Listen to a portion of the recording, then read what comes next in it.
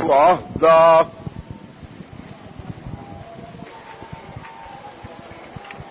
الذين هم مفاتيح الرحمة ومصابيح الغرر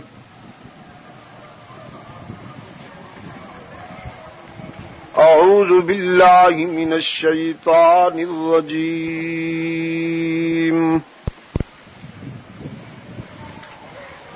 بسم الله الرحمن الرحيم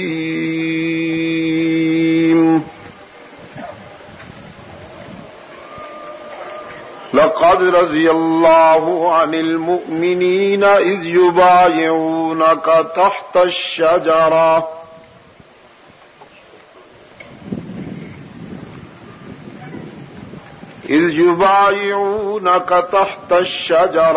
فعلم ما في قلوبهم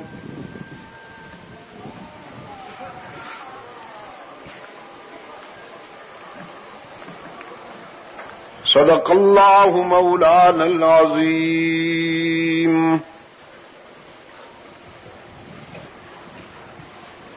وصدق رسوله النبي الأمي الكريم ونحن على ذلك لمن الشاهدين والشاكرين والحمد لله رب العالمين.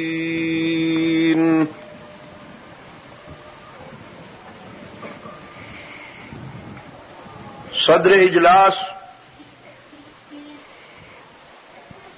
ارباب علم و دانش، محترم بزرگوں اور عزیز دوستوں،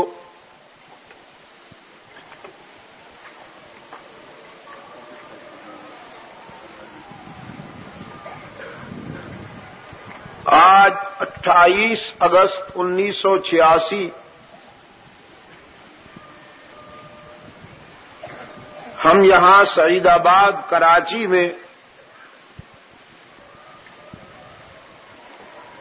مجلس تحفظ حقوق اہل سنت و جماعت کراچی ڈویژن کے زیر اہتمام سہ روزہ عثمان ذو النورین کانفرنس کے دوسرے اجلاس میں دعوت و تبلیغ کی نسبت سے جمع ہیں. مجھ سے پہلے آپ نے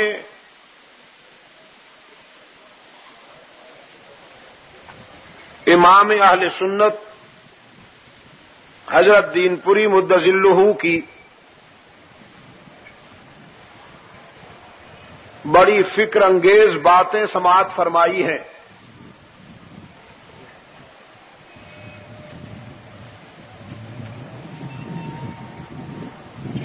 اس اجتماع کے عنوان کو ملحوظ رکھتے ہوئے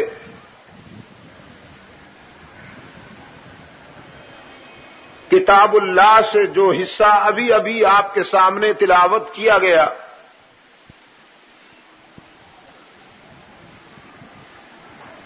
اس میں حق تعالی نے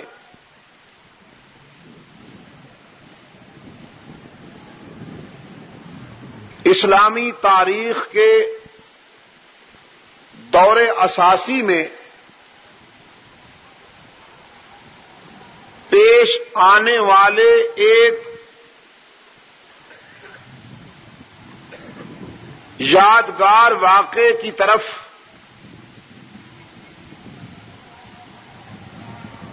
متوجہ کیا ہے ملت اسلامیہ کو،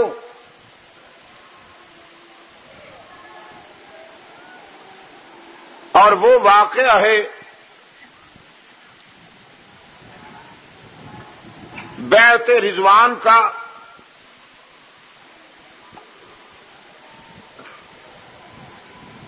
کہ جس میں حق تعالی نے فرزندان اسلام کو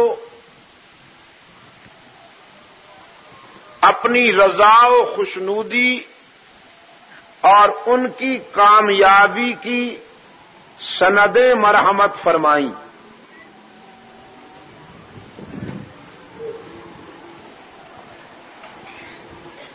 یہ ہجرت کا 6واں سال تھا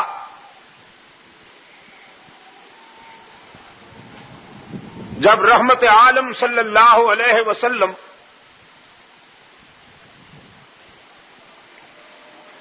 بیت اللہ کی زیارت کے ارادہ سے کم و بیش 1400 فرزندان اسلام سمیت مدینہ طیبہ سے مکہ مکرمہ کی طرف روانہ ہوئے،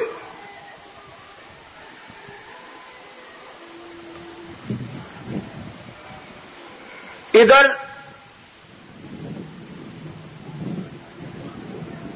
مکہ کی لیڈرشپ نے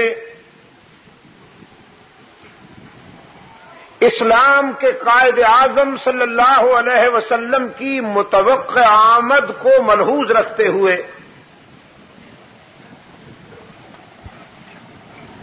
قومی سطح کا ایک اجلاس بلایا، جس میں یہ طے ہوا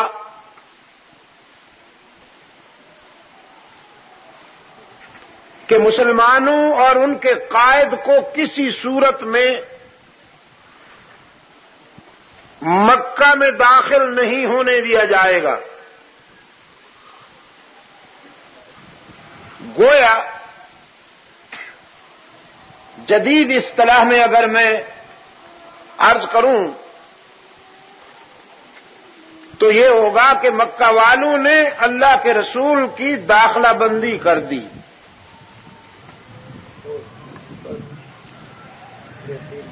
اور یہ داخلہ بندی وہی لوگ کیا کرتے ہیں جو کمپلیکسز کا شکار ہوں، احساس کمتری میں مبتلا ہوں، جنہیں ڈر ہو کہ ہماری چوری پکڑی جائے گی۔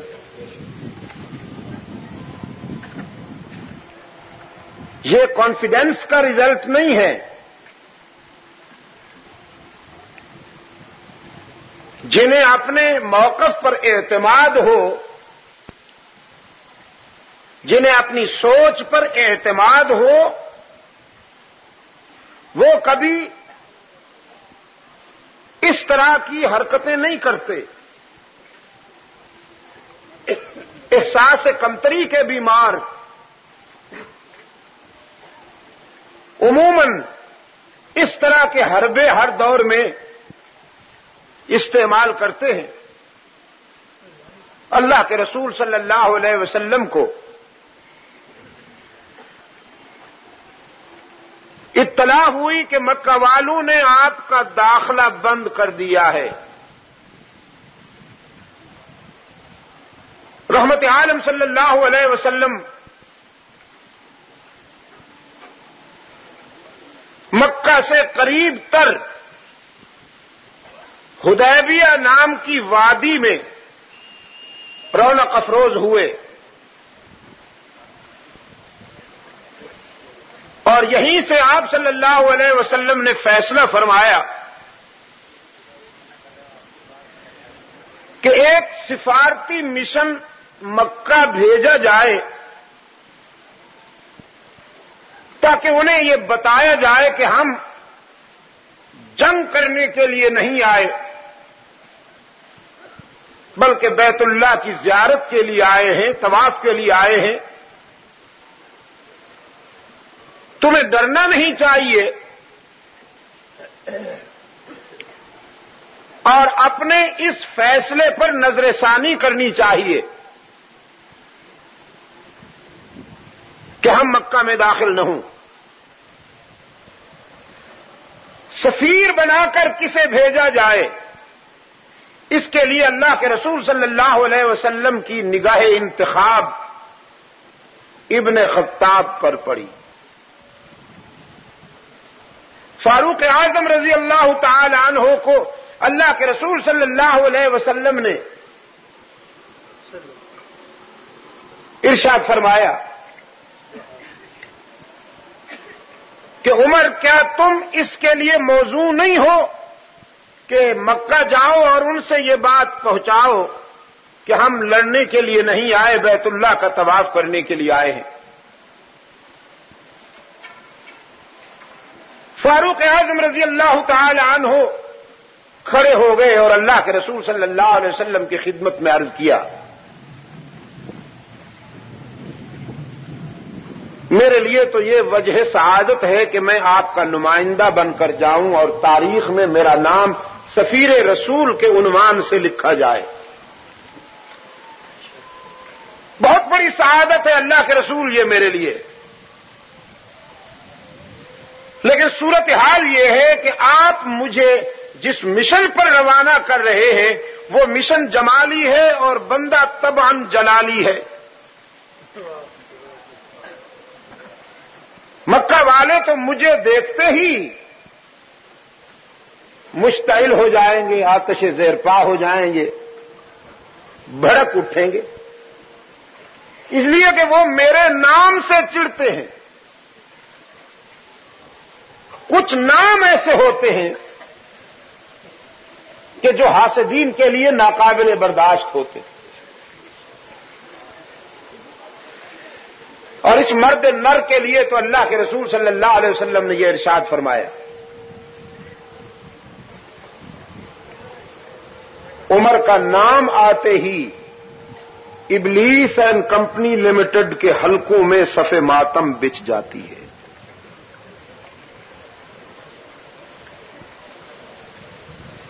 ماں مر جاتی تھی ابلیس اور اس کی اولاد کی فاروق اعظم کا نام سنتے ہی. مر جاتی تھی نہیں، اب بھی ماں مرتی ہے عمر کا نام سن کر، ابلیس اور اس کی ذریت کی. اور اللہ کے رسول صلی اللہ علیہ وسلم نے فرمایا ابلیس اور عمر ایک راستے پر کبھی جمع نہیں ہو سکتے، امپاسبل. عمر اور ابلیس ایک راستے پر کبھی جمع نہیں ہو سکتے. اور کراچی کے روشن ضمیروں، آپ کو تو علم ہی نہیں مشاہدہ بھی ہے. آپ تو دیکھتے ہیں کہ ابلیس اور عمر کبھی ایک راستے پر جمع نہیں ہوتے. فاروق اعظم رضی اللہ تعالی عنہ نے عرض کیا، اللہ کے رسول یہ کل کی بات ہے، ماضی قریب کی بات ہے.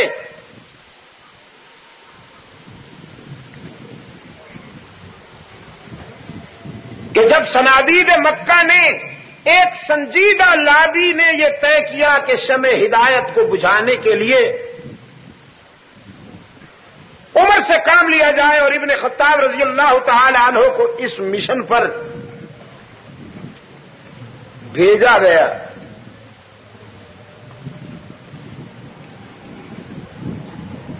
شمع ہدایت کو بجھانے کے لیے بھیجا گیا، لیکن تقدیر نے عمر کو اسی شمع کا پروانہ بنا دیا. دار ارقم میں اللہ کے رسول صلی اللہ علیہ وسلم نظر بندی کا زمانہ گزار رہے تھے. یہ نظر بند ہونا بھی ایک مقصد کے لیے نظر بند ہونا انبیاء کی سنت ہے. جس طرح کہ مقصد کے لیے جیل جانا بھی سنت یوسفی ہے، دین کے لیے مار کھانا انبیاء کی سنت ہے.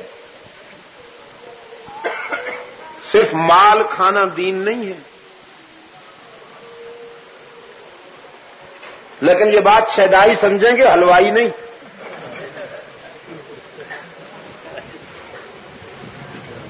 اور میری خوش نصیبی یہ ہے، میری خوش قسمتی یہ ہے کہ میرے مخاطب جو ہیں، میرے سامعین جو ہیں، میرے جو دوست ہیں، میری جو برادری ہے، یہ شیدائیوں کی ہے، حلوائیوں کی ویسے بھی نہیں بن آئی. اللہ انہیں خوش رکھے. نظر بندی کا زمانہ گزار رہے تھے اللہ کے رسول صلی اللہ علیہ وسلم. فاروق اعظم رضی اللہ تعالی عنہ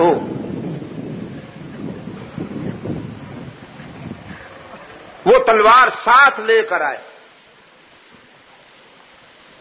جس تلوار کو اس ارادہ سے لے کر چلے تھے کہ اس سے شمع ہدایت کو بجھاؤں گا. حلقہ رسالت میں فاروق اعظم رضی اللہ تعالی عنہ حاضر ہوئے. اللہ کے رسول صلی اللہ علیہ وسلم نے فرمایا کیسے آئے ہو؟ عرض کیا اللہ کے رسول دشمن بن کر چلا تھا، اب غلام بننا چاہتا ہوں. اور ادھر سے اطلاع آ چکی تھی، عرش بری سے میسج کال ہو چکا تھا کہ آپ کی دعائیں شرف قبولیت سے نوازی گئی ہیں، ہم نے عمر کا انتخاب کر لیا ہے تیری غلامی کے لیے، بس گلے سے لگا لیجئے گا کہیں حوصلہ شکنی نہ ہو جائے. رحمت عالم صلی اللہ علیہ وسلم نے ابن خطاب کو گلے سے لگایا اور پھر فرمایا تیاری کرو، زندگی کی پہلی نماز ہماری اقتدا میں ادا کرو. فاروق اعظم کی زندگی کی پہلی نماز محمد عربی صلی اللہ علیہ وسلم کی اقتدا میں. عرض کی اللہ کے رسول یہ نماز کہاں ادا ہوگی؟ فرمایا یہیں دار ارقم میں جہاں ہم بیٹھے ہیں. فرمایا دار ارقم میں نمازیں کیوں ادا کی جائیں؟ اللہ کی نماز اللہ کے گھر میں کیوں نہ ادا کی جائے؟ وہ کون سی طاقت ہے جو اللہ کے محبوب کو اللہ کے گھر میں نماز ادا کرنے سے روکتی ہے؟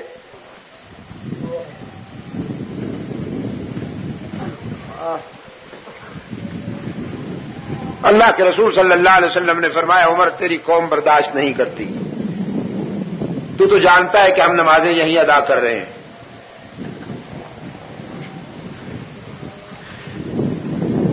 یہ ظرف ہے اللہ کے رسول کا، تانا نہیں دیا. اصل میں بڑی رکاوٹ یہی تھے جو اب رضاکار بن کے آئے ہوئے تھے. تلوار لے کر گلیوں میں گھومتے تھے کہ خبردار اگر کسی نے بیت اللہ کا رخ کیا تو بچ کے نہیں جائے گا. لیکن تانا نہیں دیا اللہ کے رسول صلی اللہ علیہ وسلم نے کہ جب شرمندہ ہو کے قدموں میں آ گئے ہیں تو اب تانا دینا کچھ شان رحمت کے مناسب نہیں معلوم ہوتا. وہ سامنے جب آ گئے تو سب گلے جاتے رہے.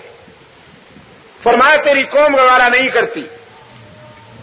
فاروق اعظم رضی اللہ تعالی عنہ نے عرض کیا اللہ کے رسول ابھی دیکھتا ہوں قوم کو بھی اور قوم کے فیصلوں کو بھی.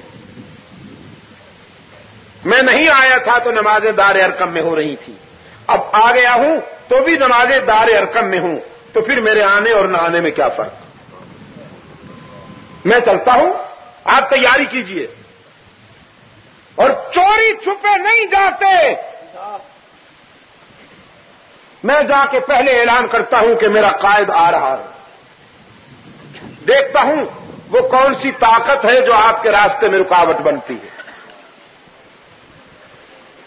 صفا کی بلندی پہ کھڑے ہو کر فاروق اعظم رضی اللہ تعالی عنہ نے صنادید کفر کا نام لے لے کر پکارے. خان بہادر ابو جہل کا نام لیا، ہز ایکسیلنسی اتبا کا نام لیا، خان بہادر ولید کا نام لیا، ہاں جی سر ابو سفیان کا نام لیا، مسٹر ابو جہل کا نام لیا. دنیا کفر کے لیڈروں کا نام لے لے کر باخبر کیا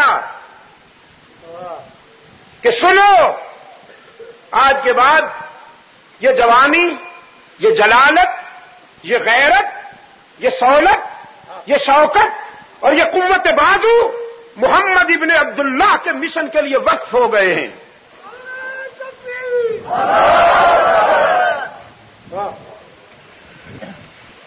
تم نے میرا انکار دیکھا تھا، اب اقرار دیکھنا. تم نے میرا بگڑنا دیکھا تھا، اب سنورنا دیکھنا.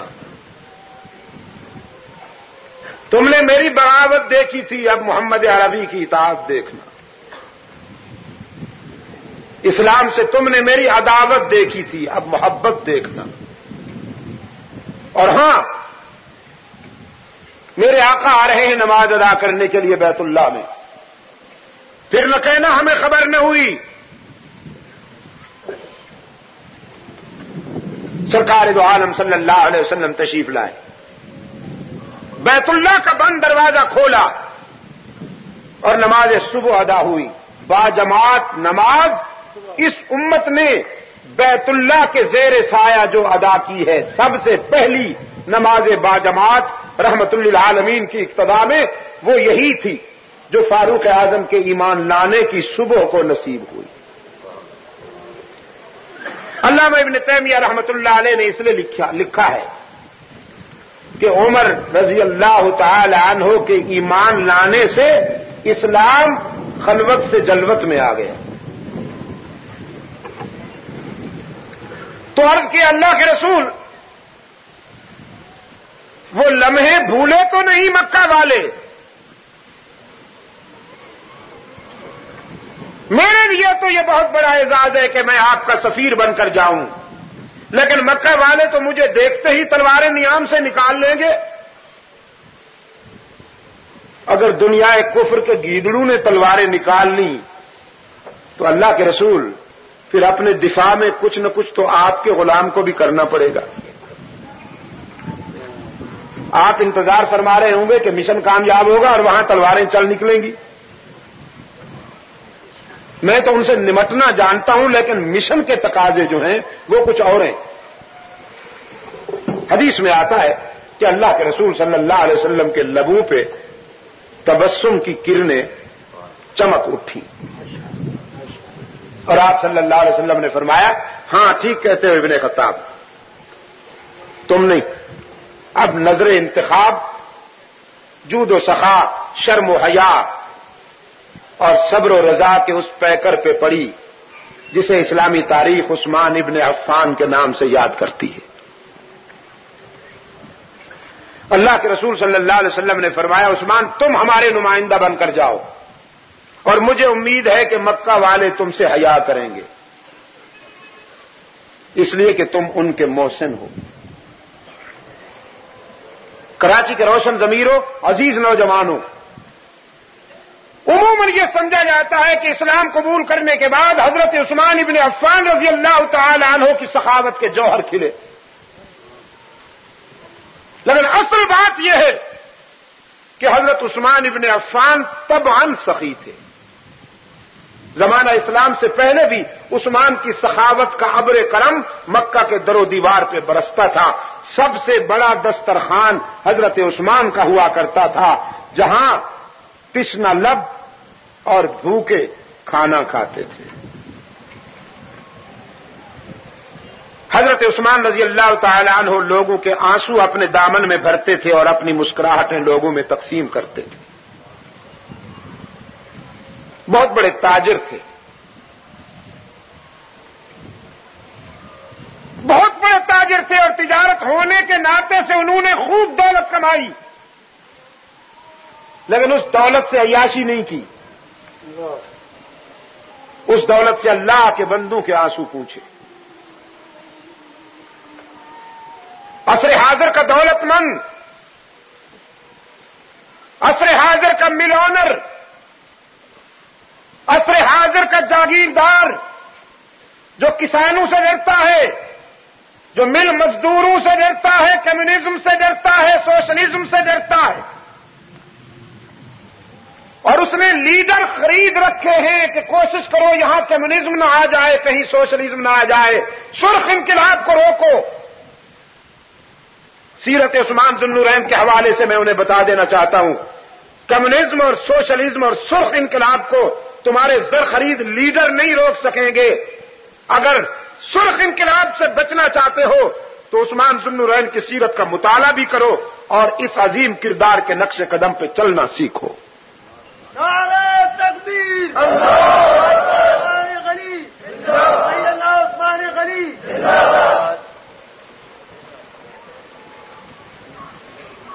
دولت پہ کالا ناگ بن کر نہ بیٹھ جاؤ،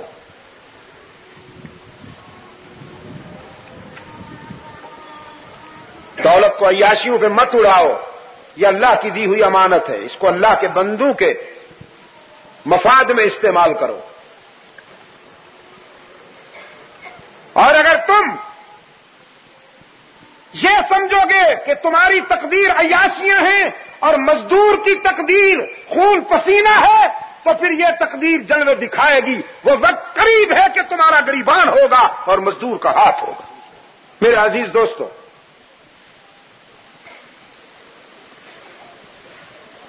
حضرت عثمان ابن عفان رضی اللہ تعالی عنہ کی یہی جود و سخا کی ادائیں تھیں کہ وہ اس قدر مقبولیت کے حامل تھے کہ عرب کی مائیں جب اپنے بچوں کو لوریاں دیتی سلاتے وقت تو ممتا کی مد بھری آواز میں کہتی، سو جا میرے لال، میں تو تجھ سے اس طرح محبت کرتی ہوں جیسے قریش عثمان ابن عفان سے محبت کرتے۔ حضرت عثمان ابن عفان رضی اللہ تعالی عنہ سفیر رسول بن کر مکہ میں تشریف لائے تو مکہ کی آبادی کھچ کھچ کر حضرت عثمان رضی اللہ تعالی عنہ کے ارد گرد جمع ہوئی، یہ سننے کے لیے کہ آج عثمان کیا چاہتے ہیں، ان کی ڈیمانڈ کیا ہے۔ لوگ جمع ہو گئے۔ حضرت عثمان رضی اللہ تعالی عنہ نے فرمایا، میں اپنے آقا کا نمائندہ بن کے آیا ہوں، رسول عربی صلی اللہ علیہ وسلم کا پیغام لایا ہوں، اور وہ پیغام یہ ہے کہ تمہیں ڈرنے کی ضرورت نہیں، ہمارا یہ کوئی سیاسی سفر نہیں ہے، خالصتاً دینی اور بیت اللہ کی زیارت کے لیے سفر ہے۔ یہ تم نے داخلہ کیوں بند کر دیا ہے اللہ کے رسول صلی اللہ علیہ وسلم کا؟ مکہ والے کہنے لگے، عثمان ہمارے قومی اجلاس میں یہ فیصلہ ہو چکا ہے اور یہ فیصلہ ناقابل ترمیم ہے، محمد اور اس کے رضاکاروں کو داخل ہونے کی اجازت نہیں، صلی اللہ علیہ وسلم الف مرہ بعدد کل ذرہ۔ ہاں تم چاہو تو بیت اللہ کا طواف کر سکتے ہو، تمہارے لیے ہم یہ گنجائش نکالتے ہیں۔ حضرت عثمان رضی اللہ تعالی عنہ نے فرمایا، قبلہ تم مجھے دکھا رہے ہو لیکن میرا قبلہ نما حدیبیہ میں بیٹھا ہے، وہ دل کہاں سے لاؤں کہ ان کے بغیر بیت اللہ کا طواف کروں؟ مکہ والوں نے حضرت عثمان کے اس جواب کو اپنی توہین سمجھا کہ ہماری پیشکش انہوں نے مسترد کر دی۔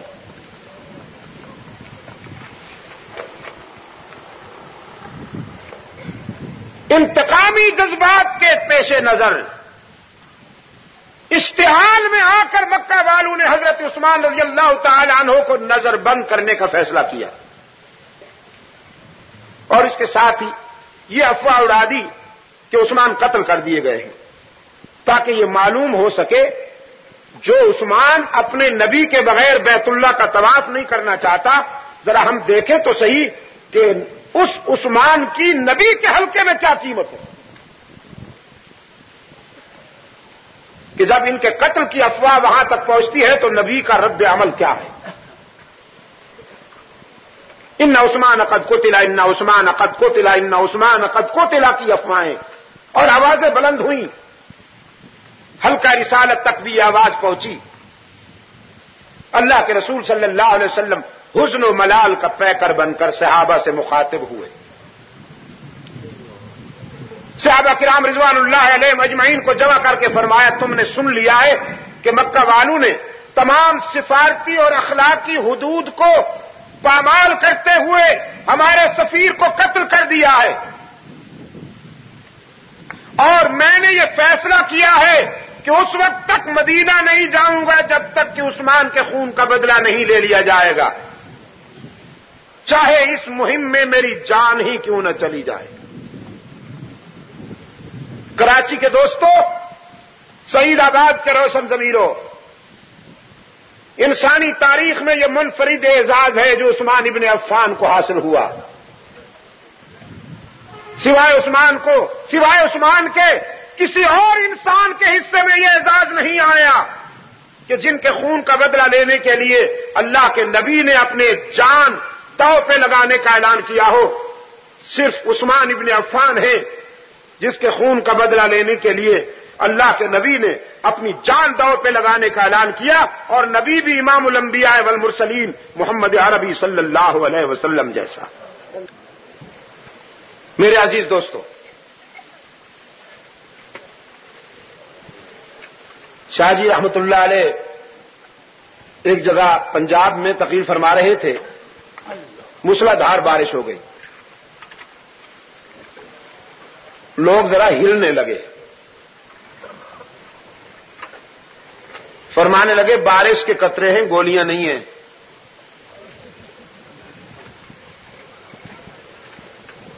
اور میری تقریر سننے کے لیے آؤ گے تو تمہیں تو گولیوں کا سامنا بھی کرنا پڑے گا کسی وقت۔ میرے عزیز دوستو، کیا کر رہا تھا؟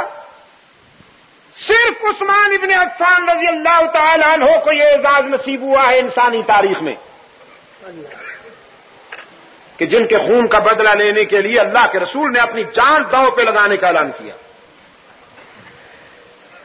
یہ اعزاز بھی حضرت عثمان ابن عفان کو نصیب ہوا کہ ان کے نکاح میں اللہ کے رسول کی 2 بیٹیاں آئیں۔ عثمان کے سوا پوری انسانی تاریخ میں کسی انسان کے نکاح میں کسی نبی کی 2 بیٹیاں نہیں آئیں۔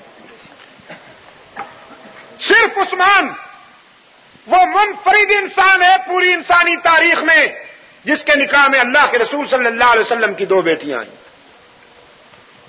حضور نے اپنی بیٹی رقیہ ان کے نکاح میں دی، ان کا انتقال ہوا تو دوسری لخت جگر ام کلثوم ان کے نکاح میں دی۔ پھر ان کا انتقال ہوا، حضرت عثمان کو افسردہ دیکھ کر فرمایا عثمان اللہ نے اگر اور بھی بیٹیاں دی ہوتی تو یقین بات دیگرے وہ بھی تیرے نکاح میں دیکھ کر مجھے خوشی محسوس ہوتی۔ اس لیے عثمان کو ذوالنورین کہا جاتا ہے کہ ان کے نکاح میں رسول اکرم کے 2 نور نظر آئیں، 2 نور نظر۔ بیٹی نور نظر ہوتی ہے نا، آنکھوں کی ٹھنڈک ہوتی ہے۔ اور میرے یار لوگ رگے گل سے بلبل کے پر باندھنے والے، ہاں جی، جو نبی کے حاضر ناظر کی دلیل ڈھونڈنے کے لیے ٹی وی کو لے آتے ہیں۔ ٹی وی پہ اناؤنسر نظر آتا ہے تو حضور ہر جگہ نظر نہیں آتے۔ دلیل ملاحظہ فرمائیے ان بین الاقوامی کنگالوں کی، انٹرنیشنل مفلس۔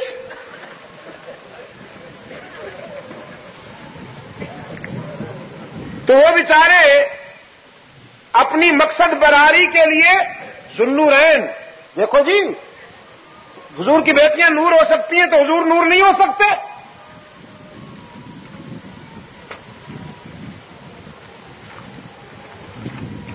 بیٹیاں نور نظر ہوتی ہیں۔ اور میرے مکتب فکر کا عقیدہ یہ ہے کہ جنس کے اعتبار سے اگر کوئی پیغمبر کو نور کہتا ہے تو وہ نبوت کا انکار کر رہا ہے، رسالت کا انکار کر رہا ہے، اس لیے کہ کوئی نوری رسول نہیں بنا، نہ ناری رسول بنا، سب خاکی نبی بنے ہیں آدم سے لے کر محمد عربی تک۔ اولاد آدم نبی بنتی رہی ہے، نہ کسی ناری کو نبوت ملی ہے، نہ کسی نوری کو نبوت ملی ہے۔ اور نوریوں کا سب سے بڑا سردار سید الملائکہ حضرت جبرائیل امین، وہ تو ان خاکیوں کے در کا خادم ہے۔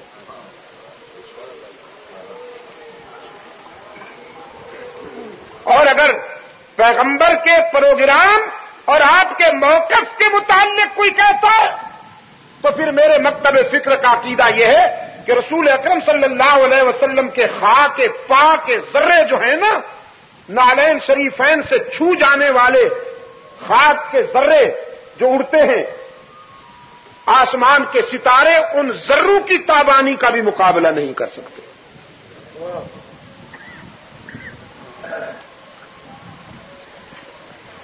دو بیٹیاں اللہ کے رسول صلی اللہ علیہ وسلم کی حضرت عثمان کے نکاح میں آئیں، ذوالنورین کہلائے۔ پہلے حبشہ پھر مدینہ کی طرف ہجرت فرمائی، ذوالہجرتین کہلائے۔ 2 مرتبہ اللہ کے رسول صلی اللہ علیہ وسلم کے ہاتھ پہ بیعت کی، ذوالبیعتین کہلائے۔ متعدد بار اللہ کے رسول کی زبان فیض ترجمان سے جنت کی خوشخبری سنی، ذوالبشارتین کہلائے۔ عشرہ مبشرہ میں تیسرا نمبر ہے حضرت عثمان کا جنتیوں میں۔ پھر غزوہ تبوک کی تیاری کے موقع پہ اللہ کے رسول صلی اللہ علیہ وسلم نے فرمایا، میں اعلان کرتا ہوں کہ عثمان کو دنیا کی کوئی بات جنت کے داخلے سے نہیں روک سکے گی، میرا عثمان یقینی جنتی ہے۔ اللہ کے رسول صلی اللہ علیہ وسلم کے اس ارشاد کے بعد عثمان کے جنتی ہونے میں کوئی شبہ ہے؟ سعید آباد کے بے زبانوں، تم نے جو جواب دیا صحت مند قوموں کا جواب ایسے ہوتا ہے؟ اب تو کچھ نہیں ہوتا نا، وہ وقت گزر گیا۔ اب یا تو میں پھر پوچھوں، تو چلیے پوچھ لیتا ہوں۔ اللہ کے رسول صلی اللہ علیہ وسلم نے فرمایا عثمان فی الجنہ۔ اللہ کے رسول صلی اللہ علیہ وسلم نے فرمایا ما ضر عثمان ما عمل بعد هذا اليوم۔ اللہ کے رسول صلی اللہ علیہ وسلم نے فرمایا تم میں سے جو شخص کسی جنتی کو چلتا پھرتا دیکھنا چاہے فلینظر الی عثمان، وہ میرے عثمان کی طرف دیکھ لے۔ اس ارشاد کے بعد حضرت عثمان کے جنتی ہونے میں کوئی شک ہے؟ جو دور بیٹھے ہیں ان کی جواب یہاں ذرا جلالت کے ساتھ یہاں میں محسوس کروں، عثمان کے جنتی ہونے میں کوئی شک ہے؟ نہیں۔ اور اللہ کے رسول کے اس ارشاد کے بعد جو عثمان کو جنتی نہیں سمجھتا اس کے جہنمی ہونے میں کوئی شک ہے؟ نہیں ہے۔ اور یہ دو دو ٹکے کے مورخ، پروفیشنل رائٹر، بک سیلر، کتابیں بیچنے والے، یہ بازار کی جنس، یہ تاریخ کے حوالوں سے حضرت عثمان کو خائن ثابت کرنے میں لگے ہوئے ہیں کہ سب تھے تو صحابی رسول، تھے تو داماد رسول، تھے تو بڑے اچھے آدمی، بس ذرا خیانت کا الزام لگ گیا تھا۔ مسٹر مودودی صاحب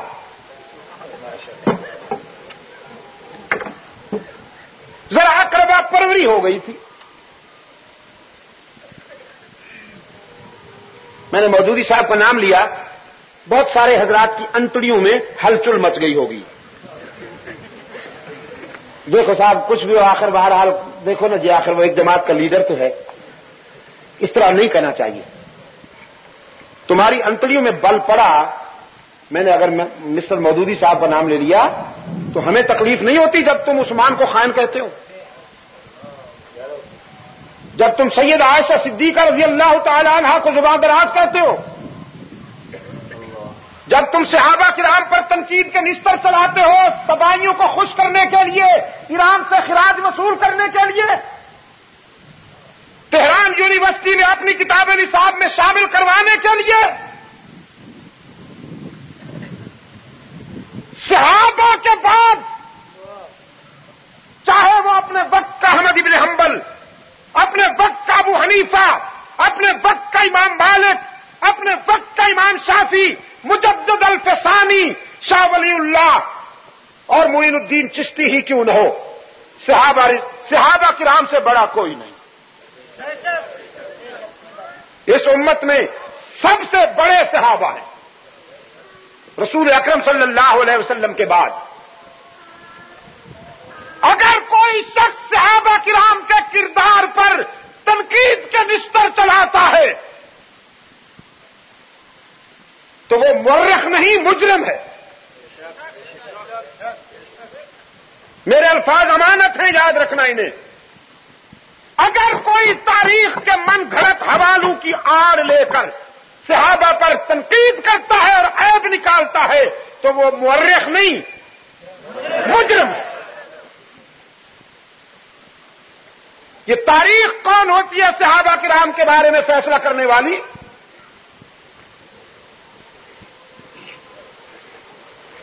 تاریخ معیار نہیں ہے صحابہ کی عظمت کو سمجھنے کے لیے، صحابہ معیار ہیں تاریخ کو سمجھنے کے لیے۔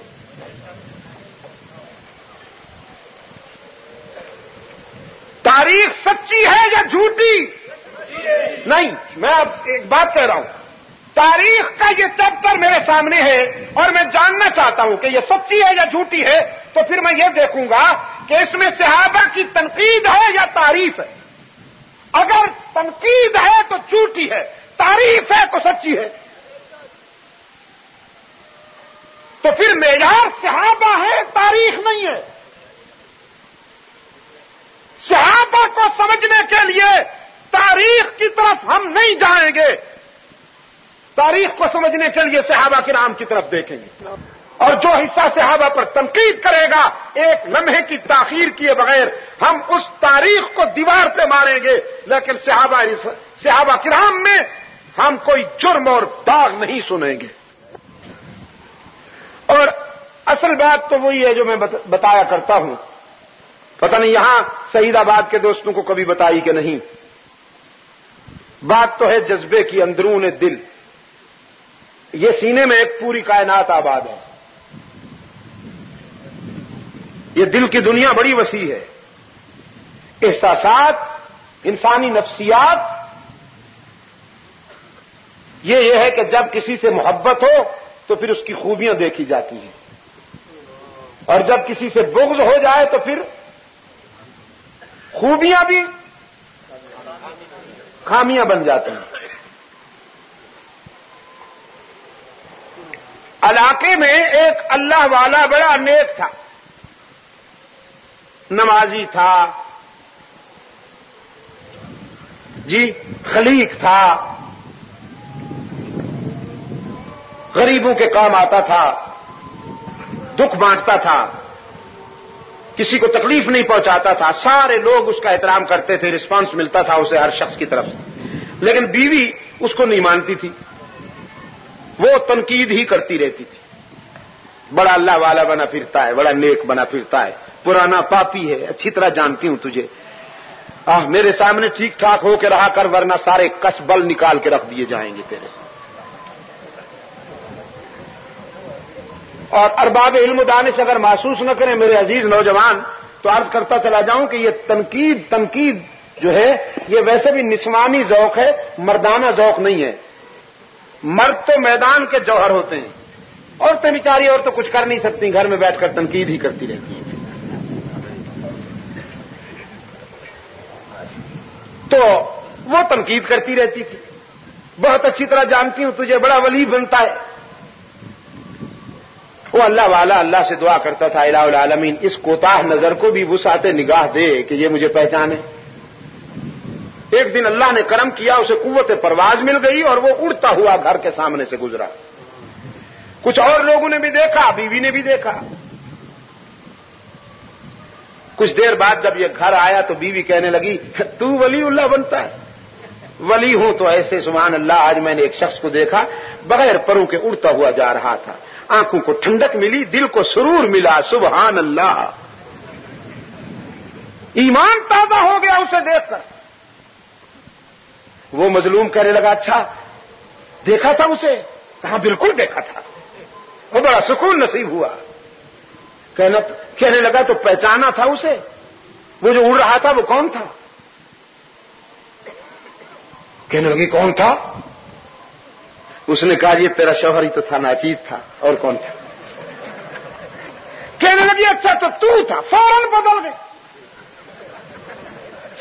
بدل گئی، کہنے لگی تو تھا نا، میں پہلے سمجھ گئی تھی کہ یہ جو ٹیڑھا اڑ رہا ہے وہی نکھٹو ہو سکتا ہے۔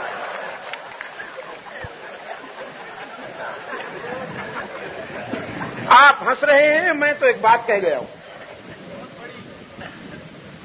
کہ وہی ادا جو پہلے قابل تعریف تھی، جب بغض و حسد کا جذبہ بیدار ہوا تو وہی ادا قابل تنقید بن گئی کہ نہیں؟ تو تنقید کے لیے دلائل کی ضرورت نہیں ہوتی، جذبے کی ضرورت ہوتی۔ خمینی صاحب صحابہ کرام پر تیر چلاتے ہیں اس لیے کہ ان کے سینے میں صحابہ کا بغض ہے۔ مودودی صاحب صحابہ کرام پر تنقید کرتے ہیں اس لیے کہ ان کے سینے میں صحابہ کا بغض ہے۔ وہ کہتے ہیں صحابہ قابل تنقید ہیں اور ہم کہتے ہیں صحابہ قابل تعریف ہیں اور قابل تعریف ہیں۔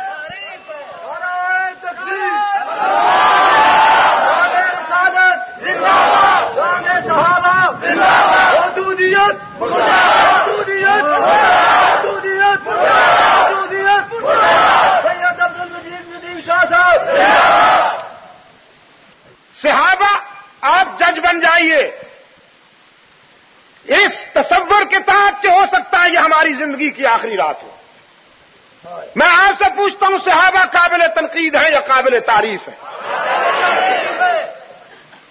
اور جب میں صحابہ کی بات کرتا ہوں تو اس سے مراد صرف حضرت عثمان رضی اللہ تعالی عنہ ہی نہیں. جب میں صحابہ کی بات کرتا ہوں تو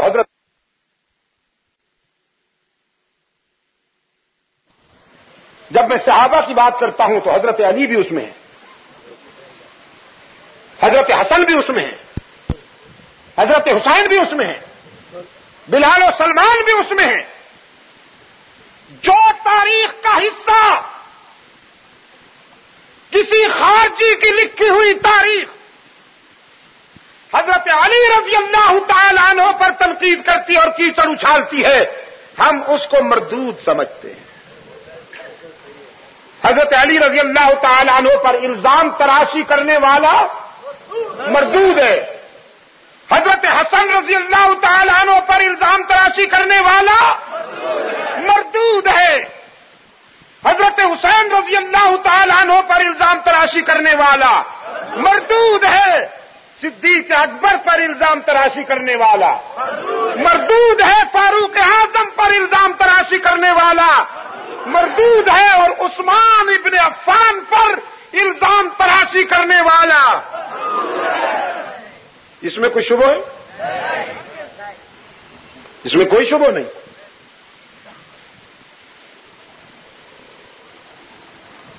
اور ایک بات اور بھی عرض کرتا جاؤں, عقائد تاریخ سے نہیں بنتے, تاریخ سے افسانے بنتے ہیں. تاریخ سے افسانے بنتے ہیں. یہ تاریخ ہے نا جس نے افسانے بنائے ہیں. راوی کہتا ہے کہ کربلا میں حلیم بھی بن رہی ہے, پانی بھی بند ہے. حلیم جو پک رہی تھی آنسو سے پک رہی تھی. ادھر مولوی کہتا ہے حلیم کی دیگیں پک رہی تھی. کسی نے جو پوچھا مولوی صاحب آپ حلیم کیوں کھاتے ہیں؟ بہت کھاتے ہیں آپ. فرمانے لگے کربلا میں بھی بنائی گئی تھی, ادھر حلیم بن رہی تھی, ادھر پانی بند تھا.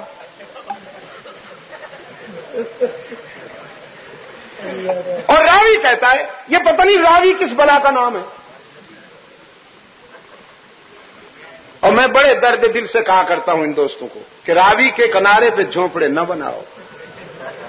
راوی کی شان پوچھنی ہو تو پنجاب والوں سے جا کے پوچھو. راوی جب جوش میں آتا ہے تو جھونپڑے بہا کے لے جاتا ہے. پنجاب کا راوی جب کاروائیاں ڈالتا ہے تو بستیاں اجاڑ دیتا ہے. اور تاریخ کا راوی جب مہربانی کرتا ہے تو ایمان کی دنیا کو ویران کر دیتا ہے. بچیے راوی سے. تاریخ سے عقائد نہیں سنورتے, جنرل نالج ہے تاریخ.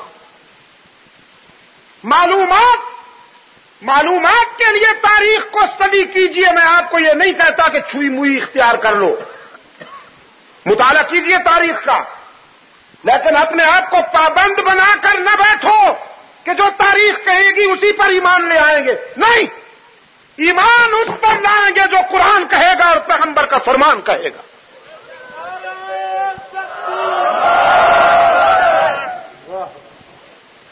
قرآن کہتا ہے کہ صحابہ کامیاب ہیں. قرآن کہتا ہے کہ صحابہ کامیاب ہیں. قرآن پاک نے فرمایا وَلَٰكِنَّ اللَّهَ حَبَّبَ إِلَيْكُمُ الْإِيمَانَ وَزَيَّنَهُ فِي قُلُوبِكُمْ وَكَرَّهَ إِلَيْكُمُ الْكُفْرَ وَالْفُسُوقَ وَالْعِصْيَانَ أُولَٰئِكَ هُمُ الرَّاشِدُونَ. یہی وہ خوش نصیب جماعت ہے محمد عربی صلی اللہ علیہ وسلم کی تیار کردہ. قرآن قرآن کریم نے فرمایا یہی وہ لوگ ہیں جن کے دلوں میں اللہ نے ایمان کے پودے لگائے، دل کی دھرتی میں ایمان کے پودے لگائے۔ وَكَرَّهَ إِلَيْكُمُ الْكُفْرَ وَالْفُسُوقَ وَالْعِصْيَانَ، اور ایک اچھے مالی کی طرح ان کی بر وقت دیکھ بھال کی، لک آفٹر کی، جیسے مالی اپنے لگائے ہوئے پودوں اور نرسری کی حفاظت کرتے ہوئے اس کے اردا گرد ناقص جڑی بوٹیاں تلف کرتا ہے، قرآن پاک نے فرمایا وَكَرَّهَ إِلَيْكُمُ الْكُفْرَ وَالْفُسُوقَ وَالْعِصْيَانَ، ہم نے صحابہ کرام کے دلوں میں ایمان کا پودا لگایا، پھر کفر، فسق اور معصیت کی ناقص جڑی بوٹیاں بھی ہم نے تلف کر دی، وہ پودا جوان ہو گیا، بہار آور ہو گیا۔ رب العالمین نے فرمایا اب ہم نے خود اس کا امتحان لیا، اولئک الذین امتحن اللہ، ہم نے اس پودے کا امتحان لیا، اور لینا بھی اللہ کو چاہیے تھا، اللہ کو امتحان لینا چاہیے تھا۔ الہ العالمین کس موضوع کا امتحان لیا؟ آنکھوں کا امتحان لیا، کانوں کا امتحان لیا، نہیں کچھ نہیں ہوگا، اب نہیں ہلیں گے، یہ اب نہیں ہلیں گے انشاءاللہ۔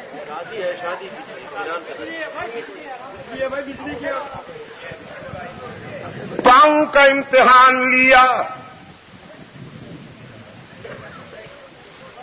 یا ہاتھوں کا امتحان لیا؟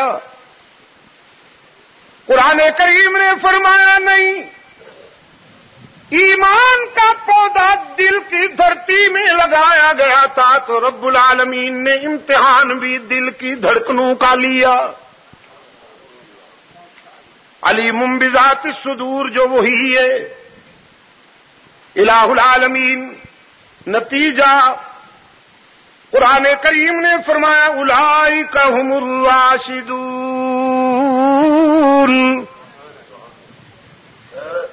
یہی تو بہت تھا، لیکن اتنے اچھے نمبر حاصل کیے جماعت رسول نے۔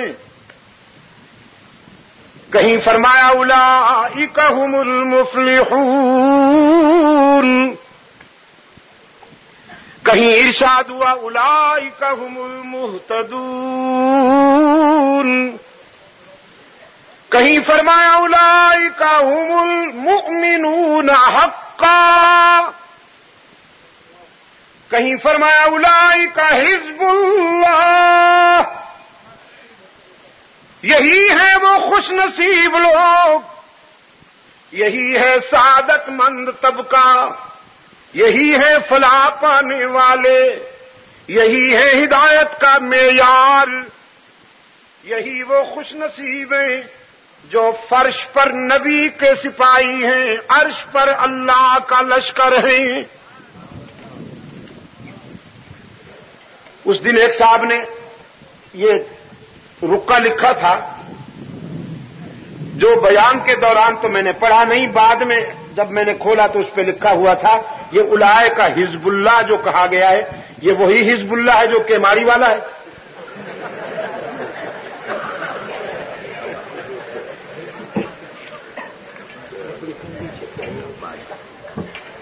اصل میں یہاں پر قرآن کریم کی اور دین کی مقدس اصطلاحیں بھی مظلوم ہیں۔ قادیانیوں نے اپنے ضلالت گڑھ کا نام رکھ لیا ہے ربوہ، حالانکہ وہ کفر گڑھ ہے، اور ربوہ اس مقدس مقام کا نام ہے قرآن کریم نے جس کا تذکرہ کیا ہے جہاں حضرت عیسیٰ اور حضرت مریم علیہ السلام کو سکون ملا تھا۔ وآویناہما الی ربوۃ ذات قرار ومعین. اچھا، تو حزب اللہ تو وہ ہے کہ جس نے اللہ اور اس کے رسول کی اطاعت میں اپنی زندگیاں وقف کی اور کافروں کو مسلمان بنایا. اور یہ حضرات جو ہیں اللہ تعالیٰ ان کو ہدایت دے، یہ اپنے سوا کسی کو مسلمان ہی نہیں سمجھتے. ان کی تکفیر کی گن ایسی چلی، پہلے کچھ اور تھے جن کی مہربانیاں بڑی یادگار ہیں، اب رہی صحیح کسر یہ پوری کر رہے ہیں. تو میرے عزیز دوستو، قرآن نے صحابہ کو کامیاب قرار دیا کہ نہیں؟ قرآن تو کہتا ہے کہ جماعت رسول کامیاب ہے. قرآن کہتا ہے کہ صحابہ رسول محتدون ہیں، مفلحون ہیں، راشدون ہیں، فائزون ہیں اور مومنون حقا ہیں. اور یہ مفکر کہتے ہیں، پروفیشنل مفکر، کہ نہیں، ذرا خیانت ہو گئی تھی، اقربا پروری ہو گئی تھی، بیت المال میں خرد برد ہو گیا تھا. تو اصل بات یہ ہے کہ یہ بیچارے اپنی تصویر دیکھتے ہیں تاریخ کے آئینے میں. تاریخ کے آئینے میں اپنی تصویر نظر آتی ہے، جب کھالے نظر آتی. قوم کی کھالیں اتارنے کے ماہر ہیں نہیں؟ ہاں جی، الخدمت الخدمت. وہ فن آتا ہے کھال اتارنے کا، قوم کی کھال اتارنے کا وہ فن آتا ہے، کوئی مقابلہ نہیں کر سکتا ان کا. میرے عزیز دوستو، تاریخ کے مٹکے میں اپنا چہرہ اس بوڑھے کی طرح جس کا پوتا روٹی کا ٹکڑا کھا رہا تھا، پیاس لگی تو مٹکے کے قریب جا پہنچا. یہاں تو مٹکا بھی چلا گیا اب بیچارہ، اب تو کولر آ گئے. فرنٹیئر میں جاتا ہوں تو وہ مٹکے دیکھتا ہوں لمبے لمبے. یہ میں لکڑی بھی ڈالوں تو شاید وہ ان کی تہ تک نہ جائے. یاد ہے؟ ہاں، سندھ میں بھی ہیں، ادھر ہزارہ ڈویژن، ادھر کوہستان کی طرف، ادھر پارا چنار کرم ایجنسی میں گئے، لمبے لمبے مٹکے. تو مٹکے میں اس نے بچے نے جھانکا پانی کے لیے، تو پانی نچلے حصے میں تھا، ذرا نیچے نیچے غور سے دیکھا تو اپنا چہرہ نظر آیا. اتنا محب ہوا اپنی تصویر دیکھ کر کے وہ روٹی کا ٹکڑا گر گیا. اب ہاتھ ڈھالا نکالنے کے لیے، وہاں تک ہاتھ بھی نہ پہنچا. دہائی دی دادا جان کی، دادا جان میرا تو ٹکڑا چھین لیا، بھیا نے میرے منہ سے ٹکڑا چھین لیا. بڑے میاں نے کہا کہاں ہے بھیا؟ بچے نے کہا یہ مٹکے میں بیٹھا.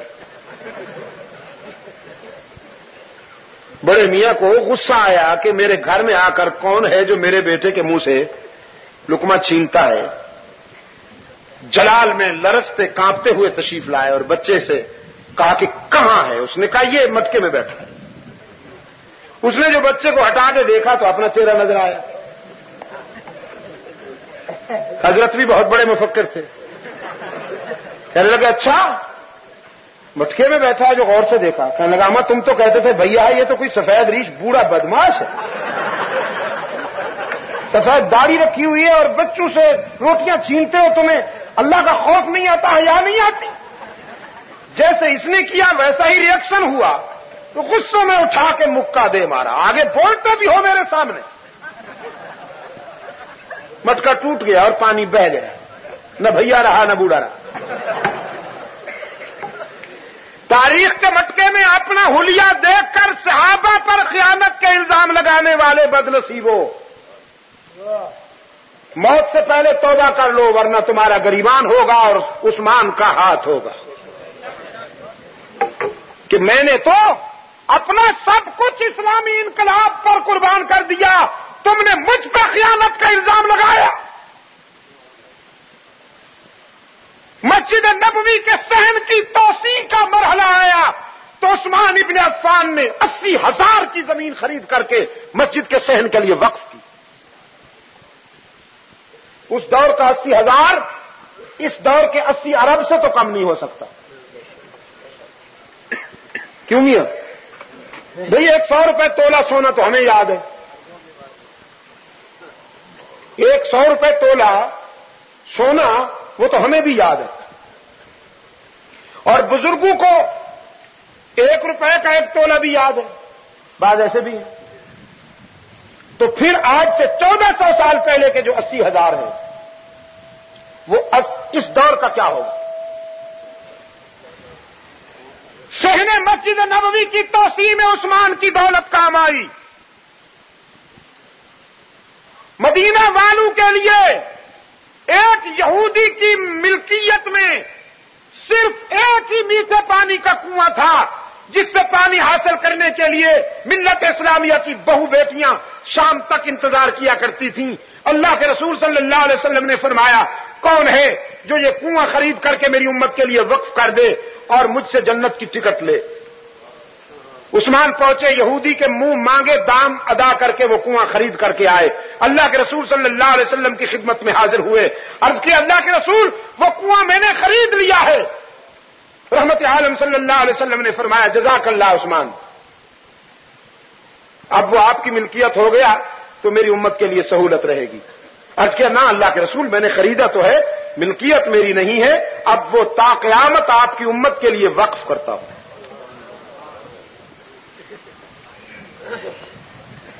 حضرت علی رضی اللہ تعالیٰ عنہ کی شادی کے موقع پر اخراجات کی رقم فراہم کرنے والا عثمان ابن عفان. غزوہ تبوک کی تیاری کے موقع پر جنگی اخراجات کی ایک مکمل تہائی دینے والا عثمان ابن عفان. وہ خیانت کر سکتا ہے؟ یہ خیانت اقربا پروری اور جھوٹ یہ جنتیوں کی علامات ہے یا جہنمیوں کی؟ جنتی لوگ خائن ہوتے ہیں یا جہنمی؟ تو اللہ کے رسول نے حضرت عثمان کو جنتی کہا ہے, تو پھر جنتی کے ساتھ خیانت کیسی؟ جنتی کبھی ظالم نہیں ہو سکتا, خائن نہیں ہو سکتا. سرکار دو عالم صلی اللہ علیہ وسلم نے فرمایا میں نے عہد کیا ہے اس وقت تک مدینہ نہیں جاؤں گا جب تک کہ عثمان کے خون کا بدلہ نہ لے لوں, اور تم بھی وعدہ کرتے ہو کہ نہیں؟ صحابہ نے عرض کیا اللہ کے رسول ہم تیار ہیں. فرمایا تو وعدہ زبانی نہیں ہوگا, آؤ میرے ہاتھ پہ بیعت کرو. بیعت ہونے لگی, تاریخ کے اوراق پہ چمک رہی ہے وہ ادا. اللہ کے رسول صلی اللہ علیہ وسلم کے شیدائیوں کی رحمت عالم صلی اللہ علیہ وسلم نے اپنا بایاں ہاتھ بچھایا, بیعت کرنے والے کا ہاتھ اوپر رکھا اور پھر اپنا دایاں ہاتھ اوپر رکھتے ہوئے فرمایا نچلا ہاتھ میرا, درمیانی ہاتھ تیرا, اور یہ دایاں ہاتھ میں اپنے ہاتھ کو عثمان کا ہاتھ قرار دیتا ہوں. تم نے میرے اور عثمان کے ہاتھ میں ہاتھ دے کر یہ وعدہ کیا ہے کہ اس وقت تک مدینہ نہیں جائیں گے جب تک کہ عثمان کے خون کا بدلہ نہیں لے لیں گے.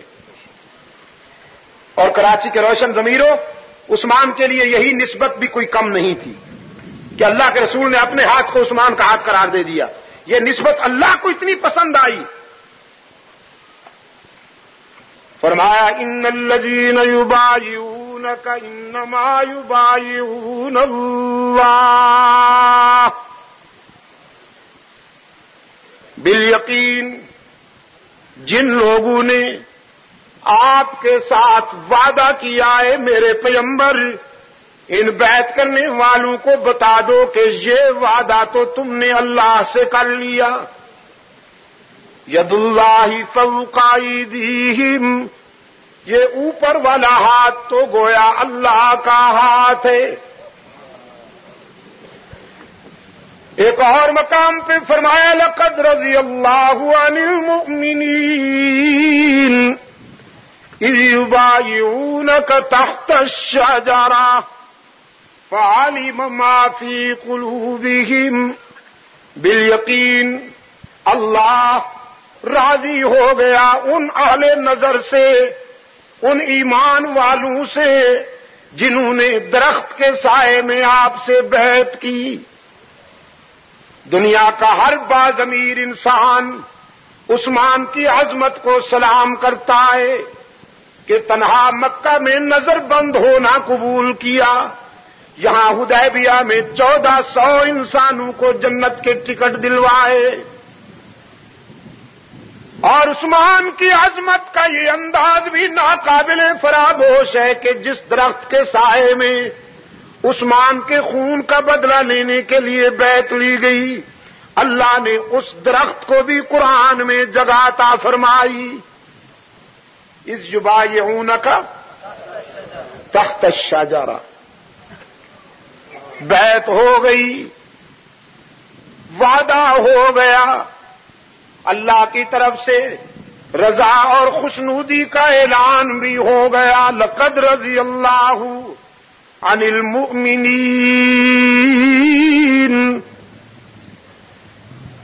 لیکن کراچی والوں، عثمان شہید ہو گئے تھے کہ زندہ تھے؟ پھر سوچ کر، عثمان شہید ہو گئے تھے کہ زندہ تھے؟ زندہ کہاں تھے؟ تھوڑی دیر میں آ گئے، تھوڑی دیر میں حدیبیہ پہنچ گئے۔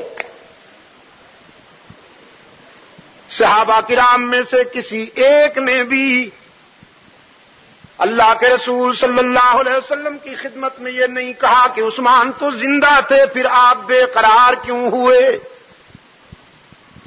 آپ خود بھی اشکبار ہوئے، ہمیں بھی رلایا، بیعت تک کی نوبت آئی، اس قدر نازک امتحان کی نوبت آئی، کسی صحابی نے یہ سوال نہیں کیا، اس لیے کہ تمام صحابہ کا یہ متفق عقیدہ تھا۔ سعید آباد والوں، تمام صحابہ کا یہ متفق عقیدہ تھا کہ علام الغیوب کون ہے؟ ہاں، کچھ آوازیں تو اللہ ہی کی ہیں، کچھ آوازیں اللہ، یہ شاید نئے آئے ہیں۔ نہیں، میں بھی دیکھ رہا ہوں بہت سارے چہرے نئے ہیں۔ آپ نے کہا اللہ، اللہ ہی، کیونکہ عجم بیمار ہو گیا، بعض بیمار کہتے ہیں اللہ بھی۔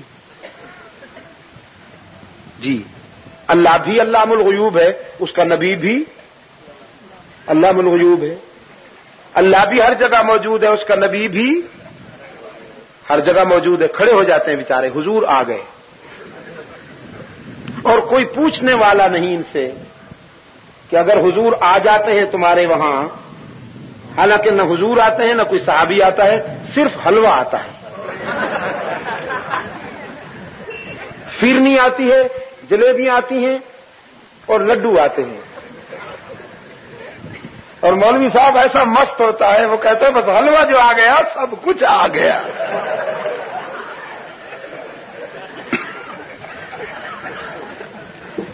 اور کہا جاتا ہے کہ صاحب حضور آ گئے۔ اچھا، اب ان سے کوئی پوچھے کہ اگر حضور آ گئے تو تم تو صحابی بن گئے۔ صحابی کی تعریف یہ ہے نا جو بحالت ایمان نبی کو دیکھے یا نبی اس کو دیکھے۔ بعض ایسے ہیں کہ جو مثلا حضرت عبداللہ ابن ام مکتوم رضی اللہ تعالی عنہ، وہ آنکھوں سے نابینا تھے، انہوں نے حضور اکرم صلی اللہ علیہ وسلم کا جمال جہاں آرا نہیں دیکھا، لیکن حضور نے ان کو دیکھا تو وہ بھی صحابی ہو گئے۔ تو صحابی کی تعریف یہ ہے جو نبی کو دیکھے یا نبی اس کو دیکھے بحالت ایمان میں، وہ کیا بنتا ہے؟ صحابی بنتا ہے۔ اور یہ فرماتے ہیں حضور آ گئے، صلاۃ و سلام میں کھڑے ہو جاتے ہیں، حضور آ گئے، تو یا حضور کو یہ دیکھتے ہوں گے، اور اگر یہ نہیں دیکھتے تو حضور صلی اللہ علیہ وسلم جب تشریف لاتے ہیں تو ان کو دیکھتے ہی ہیں نا۔ تو ان سے پوچھو صحابی ہو گئے ہو؟ تو یہ کہتے ہیں نہیں صحابی نہیں۔ تو پھر تم ہو کیا؟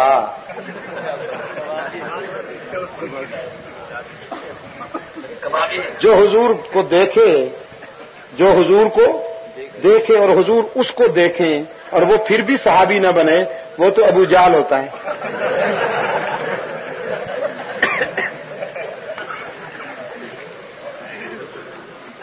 تو تمام صحابہ کا یہ متفق عقیدہ تھا سعید آباد والوں کہ علام الغیوب کون ہی۔ میں دیکھیے یقین کے ساتھ کہتا ہوں، مولوی کی بات میں نہیں کرتا، وہ بیچارہ تو اس کا تو مسئلہ ہے نا وہ، لیکن یہ جو عام لوگ ہیں نا بیچارے سادہ لوگ، جن کو رسول اکرم صلی اللہ علیہ وسلم کے عشق اور محبت کے ٹائٹل میں پھنسایا گیا ہے، یہ یقین فرمائیے بڑے مخلص ہیں، مجھے ان سے حسن ظن ہے۔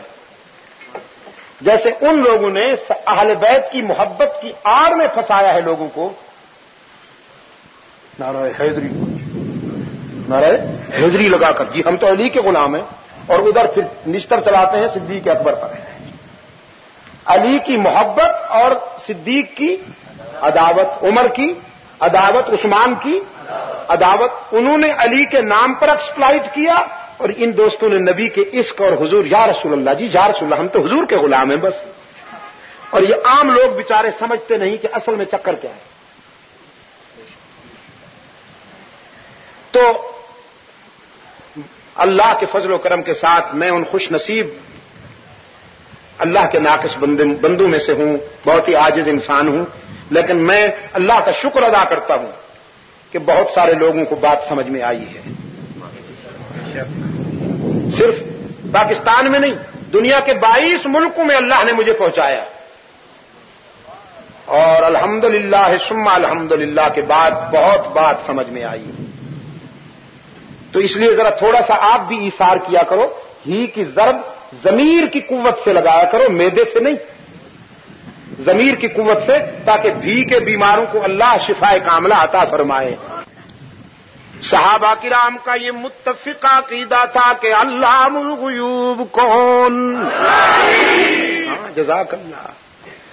کارساز و دستگیر، حاجت روا، مشکل کشا، یا اللہ بھی مشکل کشا کہا کرتا ہوں اپنے دوستوں سے، اپنے ضمیر سے پوچھو نہ کبھی مشکل کشا کون ہے، تو تمہارا ضمیر بھی کہے گا مشکل کشا وہی ہوتا ہے جس پہ خود کبھی مشکل نہ آئے۔ جو خود مشکلوں میں پھنسے وہ مشکل کشا نہیں، جو خود حاجت مند ہو وہ حاجت روا نہیں۔ تو حاجت روا ہو مشکل کشا کون؟ ہر ایک کی سننے اور قبول کرنے والا کون؟ خطا کاروں کو بھی اپنے دامن رحمت میں چھپا لینے والا کون؟ سعید آباد والو، باقی جہاں جاؤ گے لوٹے جاؤ گے۔ یار لوگوں نے دکانیں سجا رکھی ہیں، آستانہ غوثیہ، سبحان اللہ سبحان اللہ، جھنڈیاں لہرا رہی ہیں،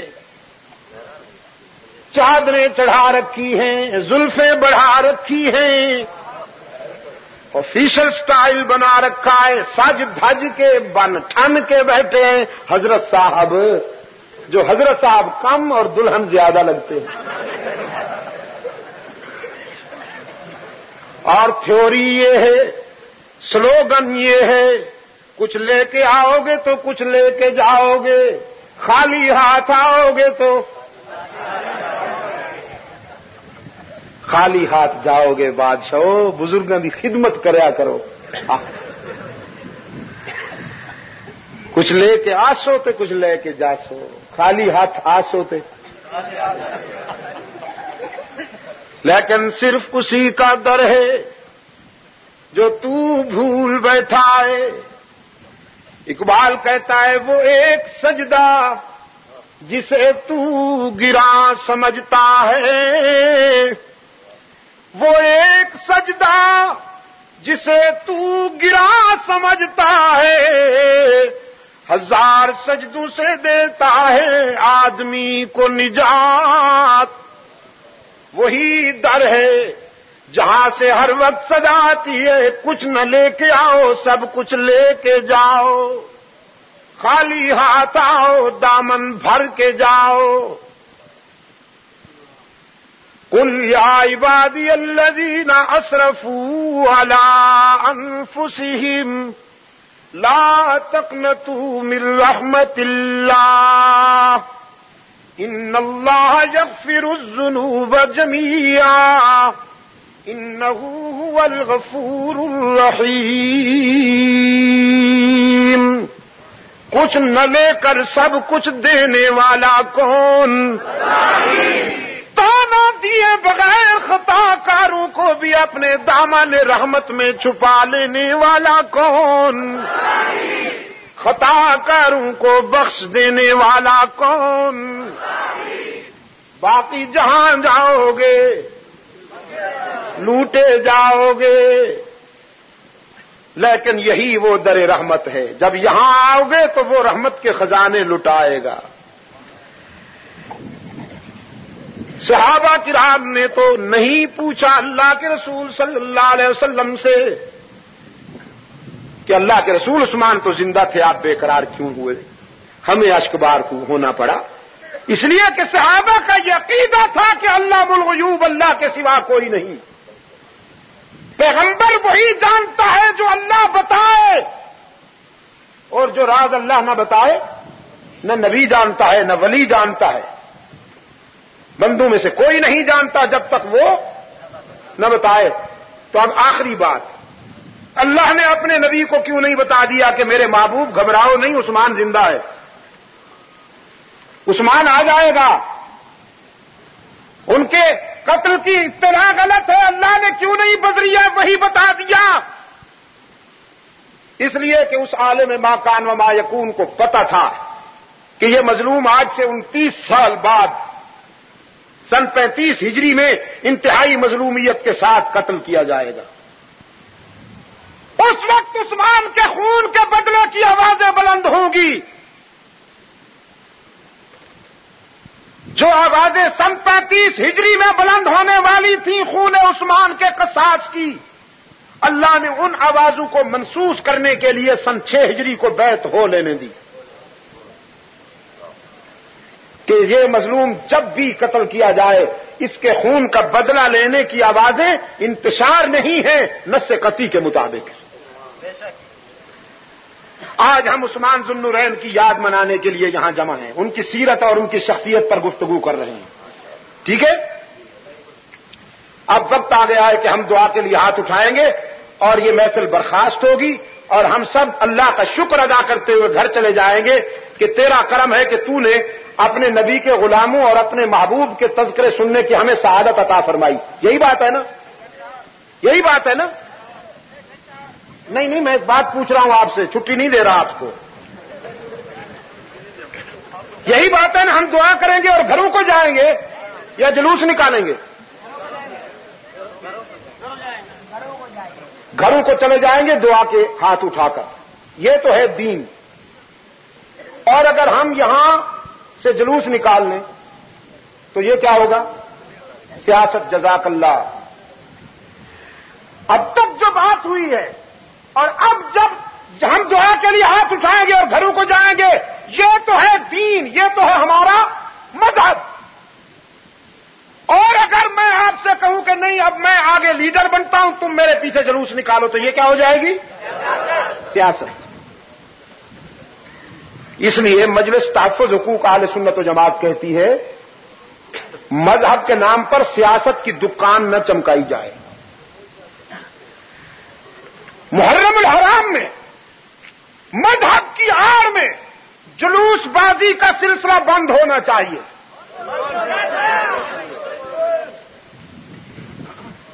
پہلے وہ بھی کہتے تھے کہ نہیں یہ ہمارا مذہب ہے، اب خمینی صاحب نے، آپ اسی کام کے لیے بیٹھے جی، خمینی صاحب نے بھی یہ لکھ دیا ہے اپنی کتاب میں کہ محرم کے جلوس ہمارے انقلاب کی روح ہے، ہمارے انقلاب کی روح ہے محرم کے جلوسوں کو اور زیادہ منظم کرو اور مستحکم کرو.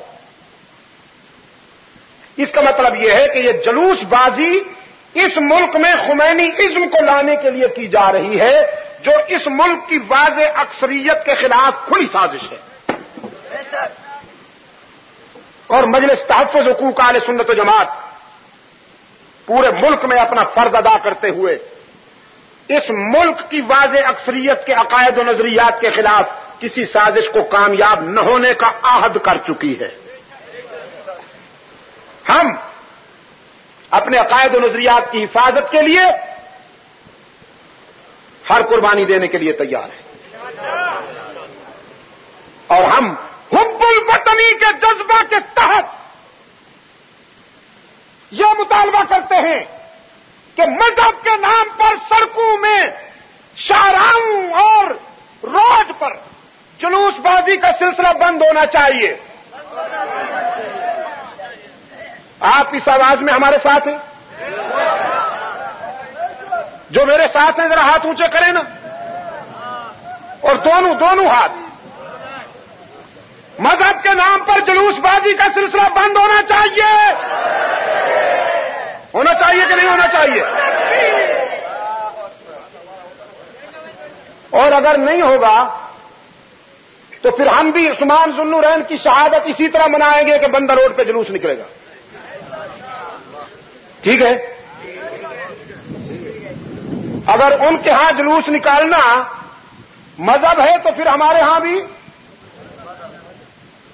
وہ ہمارے ایک پٹھان بھائی کا میں سنا کرتا ہوں دوستوں کو واقعہ، کبھی کبھی علاج بالمثل کرنا پڑتا ہے. علاج بالمثل. سفر کے دوران ہمارے پٹھان بھائی کی پگڑی کو انگریز نے کھڑکی سے باہر پھینک دیا تھا گاڑی میں سے. سیٹ پر قبضہ کرنے کے لیے خان صاحب نے جانا تھا پشاور، لمبا سفر تھا، سو رہے تھے. انگریز نے سیٹ مانگی، خان صاحب کو جگایا. خان صاحب نے دیکھا گورے کو کہ یہ سیٹ مانگتا ہے، اس کی تو ازل سے نہیں بنائی، پٹھان کی اور انگریز کی ازل سے نہیں بنائی. اس نے کہا چلو کا پٹا ہم نے لمبا سفر کرنے، تم ہم کو بھی آرام کرتا ہے.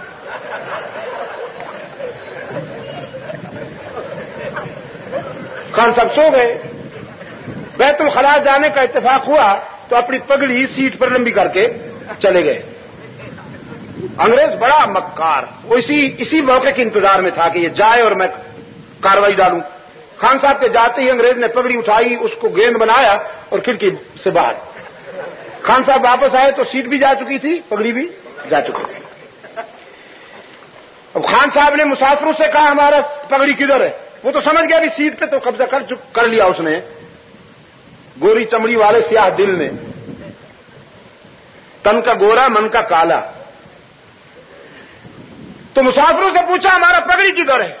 مسافروں نے کہا اس نے باہر پھینکی ہے. کہیں ہمارا نہ پوسٹ مارٹم شروع کر دینا. خان صاحب نے کہا اس نے پھینکا ہے. لوگوں نے کہا ہاں اسی نے پھینکا. تو زنجیر کو پکڑ کر کھڑا ہو گئے. اچھی بات ہے. دوران سفر انگریز کو بیت الخلاء کی ضرورت پڑی، طلب ہوئی، بلکہ وہ جاتے جاتے اپنا ہیٹ رکھ گیا. اس کے جاتے ہی خان صاحب نے ہیٹ اٹھایا، کھڑکی سے باہر پھینکا اور حسب سابق سو گئے. انگریز واپس آیا تو دیکھا بھائی اس کی تو پگڑی تھی، میرا تو بڑا قیمتی ہیٹ غائب ہے. خان صاحب سے کہا سیٹ دیتا نہیں دیتا تمہارا مرضی، ہمارا ہیٹ کدھر ہے؟ اردو تو ان کی بھی، انگریز جب اردو بولتا ہے تو ایسے معلوم ہوتا ہے جیسے ابو جہل کلمہ پڑھ رہا ہو. ہمارا ہیٹ کدھر ہے خان صاحب؟ خان صاحب نے کہا آرام سے کھڑے رہو، تمہارا ہیٹ ہمارا پگڑی کو ڈھونڈنے کے واسطے گیا ہوا ہے، جب آئے گا تو بتائے گا. علاج بالمثل کرنا پڑتا ہے کبھی کبھی. اب تو ہم مطالبہ کر رہے ہیں،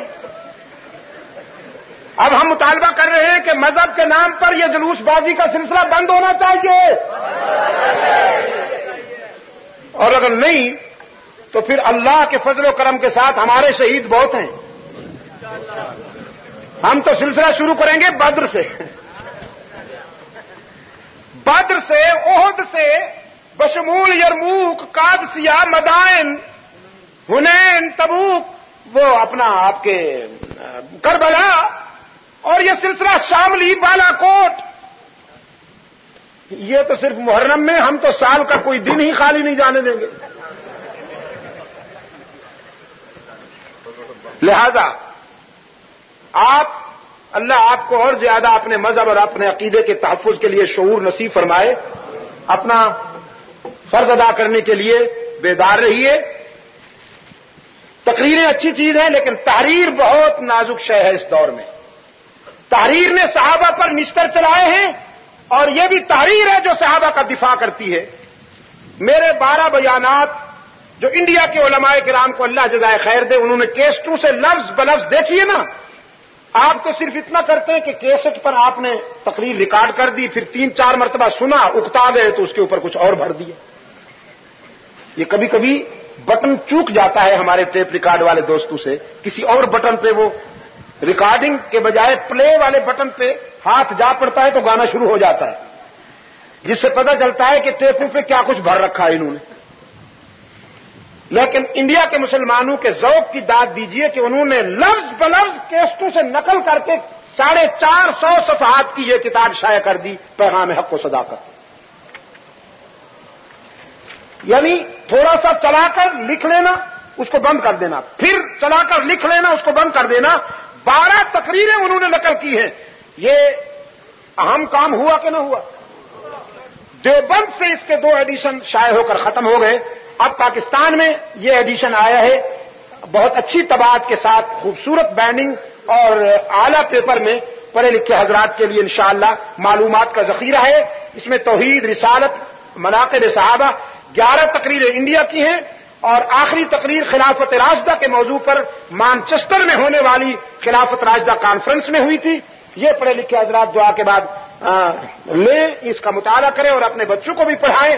مجلس تحفظ حقوق اہل سنت و جماعت کراچی ڈویژن کے میں تمام دوستوں کی خدمت میں ہدیہ تبریک پیش کرتے ہوئے بلدیہ سعید آباد کے اس یونٹ کو بھی مبارکباد پیش کرتا ہوں۔ اپنے صدر اجلاس اور مجلس تحفظ حقوق اہل سنت و جماعت کے رہنما ہمارے ثوابی صاحب، حکیم خان صاحب ثوابی، جن کی تھوڑی سی باتیں سن کر مجھے بہت ہی سرور نصیب ہوا۔ اللہ تعالیٰ ان کو بہت ساری جزا عطا فرمائے اور طویل زندگی نصیب فرمائے، کام کی زندگی عطا فرمائے۔ میں یہاں کے مجلس کے کارکنوں کو بھی مبارکباد پیش کرتا ہوں، اور آپ تمام دوستوں کے لیے دعا گو ہوں جو دور دراز سے اس پروگرام میں تشریف لائے ہیں۔ کل انشاءاللہ اس سلسلے کا آخری پروگرام سٹیل ٹاؤن میں ہے۔ ظاہر ہے کہ اس میں پہنچنے والے تو عشاق ہی ہوں گے۔ اللهم صل على سيدنا ومولانا محمد النبي الأمي وعلى آله وأصحابه وبارك وسلم۔ ربنا آتنا في الدنيا حسنة وفي الآخرة حسنة وقنا عذاب النار۔ ربنا ظلمنا أنفسنا وإن لم تغفر لنا وترحمنا لنكونن من الخاسرين۔ اے اللہ عالم اسلام کی مدد فرما، مسلمان جہاں کہیں مظلوم ہیں ان کی دستگیری فرما۔ اے اللہ تمام روحانی جسمانی بیماروں کو شفائے کاملہ عطا فرما۔ الہ العالمین فلسطین کے مسلمانوں کی مدد فرما، افغانستان کے مسلمانوں کی مدد فرما، بر صغیر کے مسلمانوں کی مدد فرما، پاکستان کو قرآن و سنت پر مبنی آئین عطا فرما، دور خلافت راشدہ کے مطابق ہم سب کو منصفانہ طرز زندگی سے ہمکنار فرما۔ اے اللہ تمام روحانی جسمانی بیماروں کو شفائے عاجلہ عطا فرما، تمام روحانی جسمانی بیماروں کو اے اللہ شفائے کاملہ عطا فرما۔ ہمارے جو دینی بھائی اس دنیا سے جا چکے ہیں اے اللہ انہیں غریق رحمت فرما، دینی مشاغل، دینی تحریکوں کو ترقی اور فروغ عطا فرما، دینی مراکز کو ترقی اور فروغ عطا فرما، بالخصوص مجلس تحفظ حقوق اہل سنت و جماعت کو اے اللہ اپنے مقاصد میں کامیابی نصیب فرما۔ وصلی اللہ تعالی علی خیر خلقہ محمد وعلی آلہ واصحابہ وبارک وسلم علیہ۔ مورخہ 28 اگست 1986 بمقام ٹیپو سلطان روڈ، سعید آباد، بلدیہ ٹاؤن، کراچی، علامہ سید عبد المجید ندی فرما رہے تھے باطل فتنوں کی تیار کردہ پاک ریکارڈنگ، پہلی منزل کریم سینٹر، صدر کراچی۔ Phone number 56788123۔ یاد رکھیے فون نمبر 56781223۔ 678-123 678-123 678-123 678-123 678-123 678-123 678-123 678-123 678-123